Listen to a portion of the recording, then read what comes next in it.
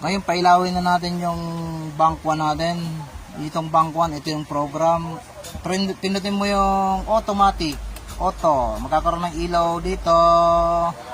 Tapos, gamit ka ng speed. Speed. Ayan o. Speed. Yan yung ginawa nating program ng bank 1. Yan. Yan, bank 1 yan. Tapos punta tayo ng bank 2. Pinutin mo yung bank 2 sa taas. Mawawala yung 1, magiging 2. Ayan, naging 2. Puro strobe light yan. Punta tayo ng bank 3. Running light yan. Pwede mong gamitan ng speed. Speed yan. Running light. Punta tayo ng bank 4. Yan, bank 4. Yan po yung sequence ng bank 4. May alternate, may dalawa-dalawa.